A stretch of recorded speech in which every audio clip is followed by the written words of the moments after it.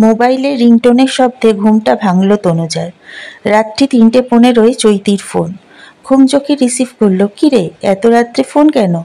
বিপরীতে ভেসে আসা কথাগুলো শুনে মুহূর্তের জন্য ওর পায়ের তলার মাটিটা যেন সরে গেল। কান থেকে যে ফোনটা কখন সরে গেছে খেয়াল নেই তনুজার।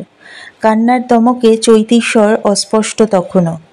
তার মধ্যে থেকেই যেটুকু উদ্ধার করল তনুজা, তার মর্মার্থ দাঁড়ায়, আমার সর্বনাশ হয়ে গেছে রে তনু, আমার সব শেষ হয়ে গেছে। এখন আমি কি করব? আমি কোথায় যাব? আমার চেয়ে আত্মহত্যা করা ছাড়া আর কোনো গতি নেই রে। স্কুল জীবনের বান্ধবী শেষের ওই মর্মান্তিক কথাটা শুনে আমূল কেঁপে উঠল তনুজা। চৈতি খুব সাধারণ মেয়ে। স্কুল কলেজের পর বিয়ে করে সংসার করাই ওর জীবনের লক্ষ্য ছিল।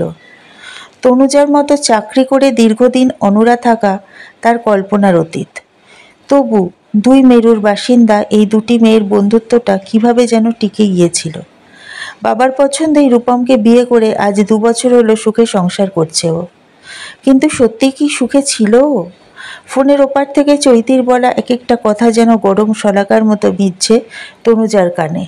বিয়ের পর কটা মাস ভালোই কেটেছিল ওদের, কিন্তু তারপর থেকে প্রকাশ পেতে থাকে রূপমের আসল রূপ। প্রায়ই অফিস থেকে দেরি করে মদ্যপ হয়ে ফেরা রূপম, শার্টে এমনকি শরীরের আনাচে কানাচে লেগে থাকে কোনো কুহকিনীর দেওয়া লিপস্টিকের দাগ। রূপমকে জিজ্ঞেস করলে নিষ্ঠুর বাক্যবাণ ছাড়া আর কিছুই জুটত না তার। এসব কথা মা বাবাকে বলেনি ও। একমাত্র মেয়ের বিয়ে দিয়ে তারা এমনি নিঃসঙ্গ। কি দরকার তাদের চিন্তা বাড়ানোর? নিজের বেস্ট ফ্রেন্ড তনুজাকেও এই লজ্জার কথা জানাতে পারেনি। গুমড়ে মরেছে নিজের মধ্যেই। কিছুদিন আগেই অফিসের এক পার্টিতে যুগলে গেছিল তারা। নিজের চোখে দেখেছে অফিসের মক্ষীরানী মিস জুঁইয়ের সাথে রূপমের ব্যবহার। তবু নিজের মনকে প্রবোধ দিয়েছিল যে আধুনিক অফিস পার্টিতে অমন একটু হয়েই থাকে। তাই তো রূপমের কলিগের স্ত্রী মিসেস বাসু যখন তার কাছে এসে বলেছিলেন, তোমার কর্তাটিকে একটু সামলে রেখো, ওই জুঁই কিন্তু সংসার ভাঙতে ওস্তাদ, তখন তাকে দুটি কড়া কথা শোনাতেও সে ছাড়েনি। কিন্তু আজ রূপম তো সব সীমা অতিক্রম করে গেল। চৈতিরই চোখের সামনে দিয়ে মদ্যপ অবস্থায় ওই জুঁইয়ের কোমর জড়িয়ে ধরে ওদের বেডরুমে ঢুকে দরজা আটকে দিল। আর যে সহ্য করতে পারছে না চৈতি। পেটে 2 মাস বয়সের ভ্রূণটা না থাকলে নিজেকে শেষ করে দিয়ে সব জ্বালা জুড়ত। সে রাত্রে চৈতিকে আর একা ছাড়তে ভরসা পায়নি তনুজা।